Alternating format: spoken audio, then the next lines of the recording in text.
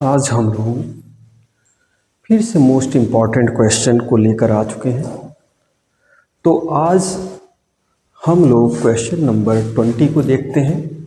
आज केमिस्ट्री के सारे क्वेश्चन को कंप्लीट करने की कोशिश करेंगे। तो पहला क्वेश्चन है the pH of a neutral solution. Neutral solution का पीएच क्या होता है? तो हम लोग ये जानते हैं कि 0 से 7 के बीच एसिड होता है, 7 हमारा न्यूट्रल होता है और 7 से ज़्यादा बेस होता है। तो इस तरीके से 7 हमारा आंसर सही है। तो चलिए अगले क्वेश्चन पे आते हैं।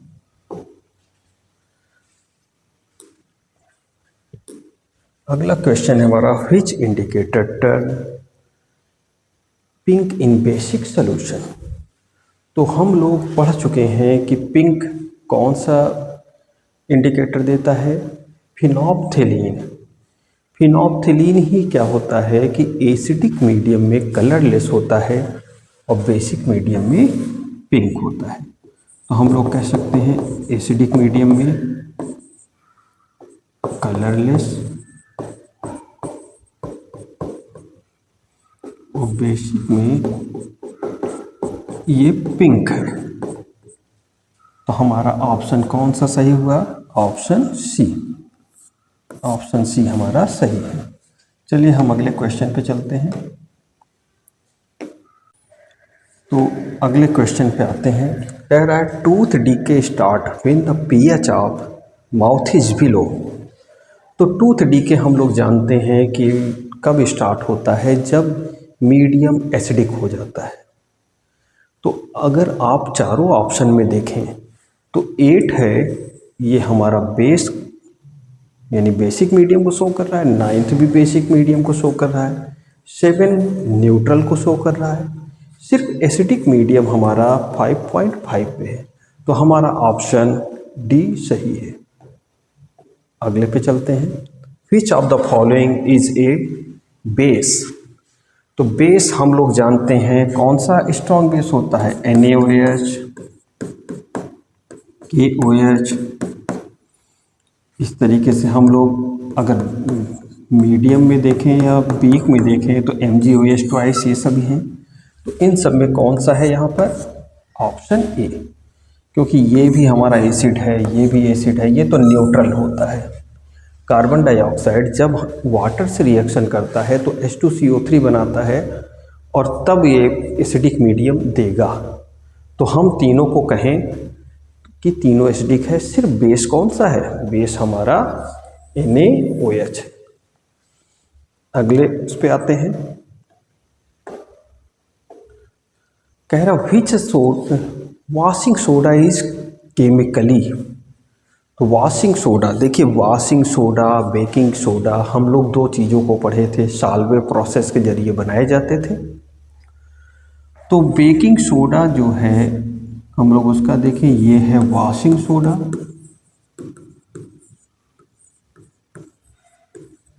ये क्या है? ये है हमारा baking soda.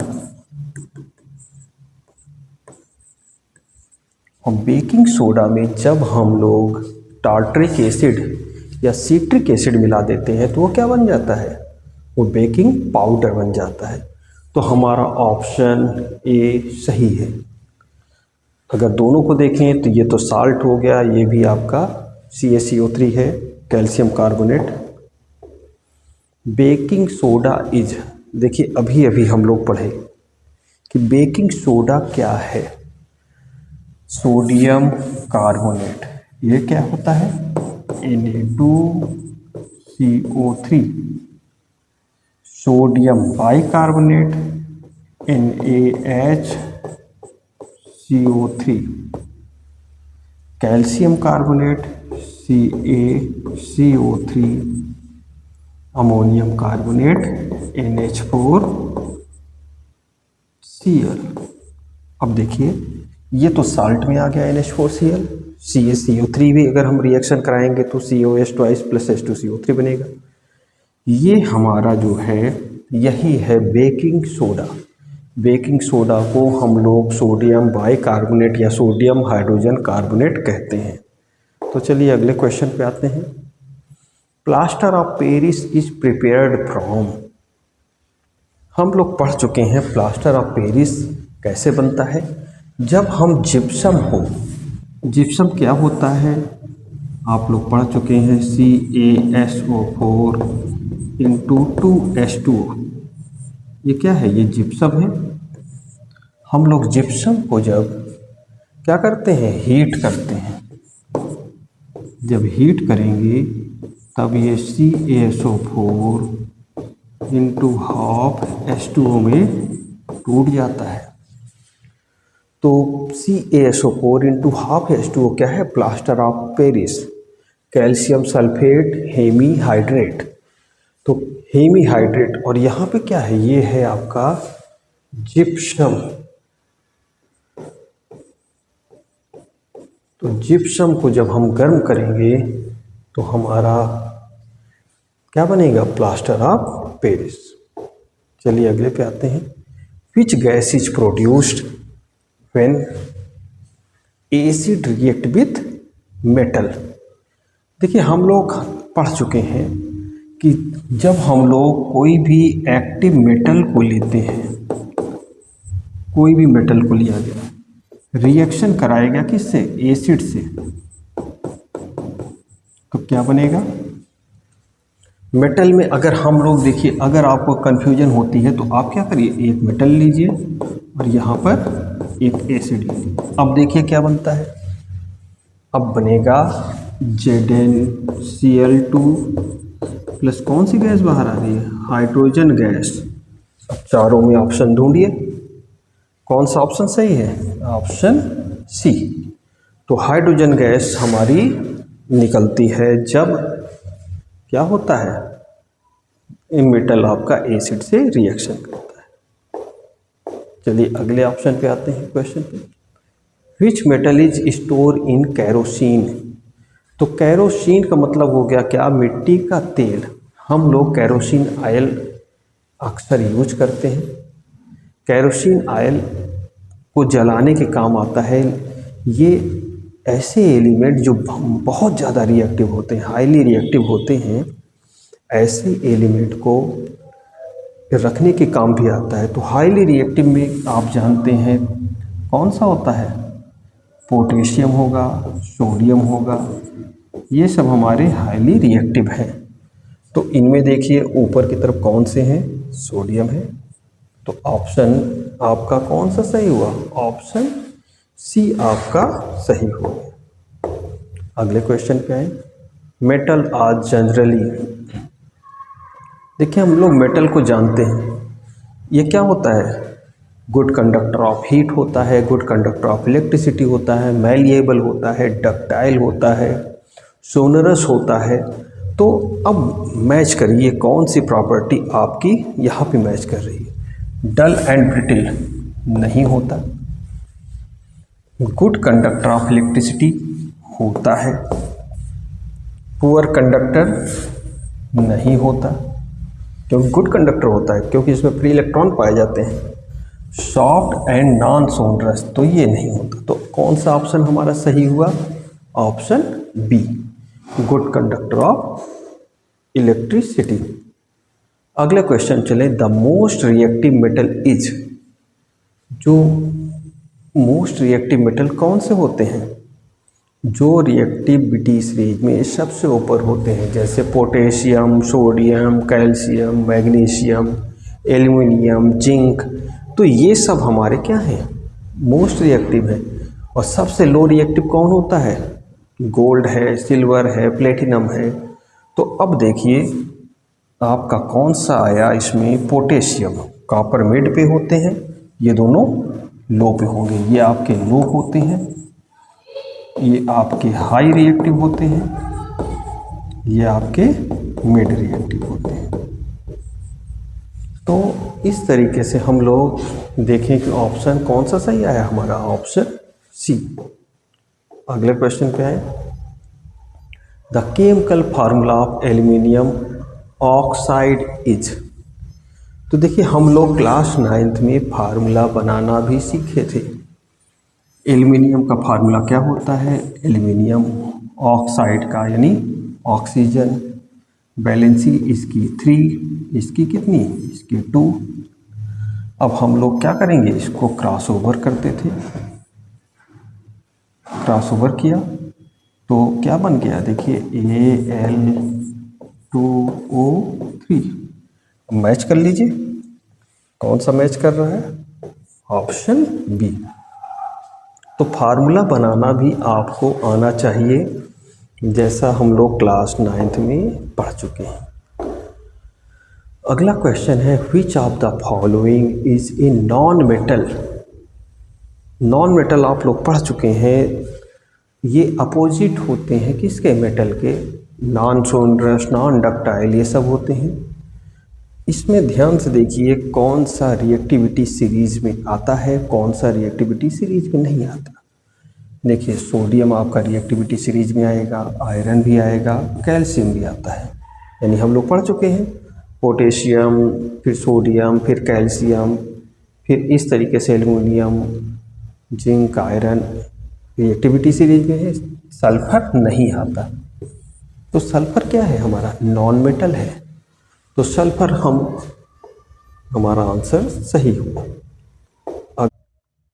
The process of coating iron, यानी कोटिंग आयरन जो हम करेंगे उस प्रोसेस को हम क्या बोलते हैं? The process of coating iron with zinc. The process of coating iron with zinc is called. हम लोग पढ़ चुके हैं कि जब हम एलोए का फॉर्मेशन करते हैं तो उसको एलोइंग बोलते हैं। जब हम जिंक की कोटिंग करते हैं तो उसको गैल्वेनाइजेशन बोलते हैं। जब हम लोग किसी चीज़ को भूनते हैं, यानी आप देख रहे हैं जैसे भूना जा रहा है, तो भूना गया किसी चीज़ को तो उसको हम लोग क्या बोलते हैं? रोस्टिंग करना। तो रोस्टिंग हमारा तीसरा है। चौथा है calcination in the absence of oxygen. अगर हम लोग किसी चीज़ को बर्न करते हैं तो वो हमारा क्या कहलाता है? कैल्सिनेशन। तो हमारा ऑप्शन बी यहाँ पर सही है। अगले क्वेश्चन पे हम चलें। अगला क्वेश्चन है, brass is an alloy of. Brass क्या है?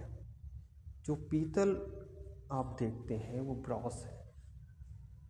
तो ब्रॉस को बनाने के लिए जिंक का इस्तेमाल होता है कॉपर के साथ। तो हम लोग देखिए कॉपर और जिंक, ये हमारा किस में आ गया? ब्रॉस में आ गया। तो ऑप्शन ए हमारा सही है। अगले क्वेश्चन पे आए, आयोनिक कंपाउंड हैव। आप आयोनिक कंपाउंड का एग्जांपल देखिए, जैसे सोडियम है, सोडियम क्लोराइड। देखिए सोडियम क्लोराइड एक पे प्लस होता है, एक पे माइनस होता है। ये दोनों एक दूसरे को एक हाईली बॉन्ड के साथ, बहुत तगड़े बॉन्ड के साथ जोड़े होते हैं। जब इनके बीच में स्ट्रॉन्ग बॉन्डिंग होती है तो उस बॉन्डिंग को तोड़ पाना बड़ा मुश्किल होता है। इसीलिए इनकी जो मेल्टिंग पॉइंट होती है वो काफ़ी ज़्यादा हाई होती है। तो आयनिक कंपाउंड की मेल्टिंग पॉइंट हाई होगी। और अगले क्वेश्चन पे आए, कार्बन हैज़ वैलेंसी। कार्बन क्या करता है? आप जानते हैं कार्बन का एटॉमिक नंबर होता है 6, 2 एंड 4 में ये डिवाइड होता है। जब इसको कंप्लीट करना होता है अपने ऑक्टेट को, क्या करता है? ये 8 में से ये 4 माइनस हुआ तो कितना आया? 4। तो इसकी वैलेंसी कितनी है? 4 है। ये ना C4 प्लस आयंस को बनाता है और ना ये C4 माइनस आयंस को बनाएगा। ये क्या बनाएगा? ये शेयरिंग ऑफ इलेक्ट्रॉन करेगा और शेयर करके ये बॉन्ड को बनाता है।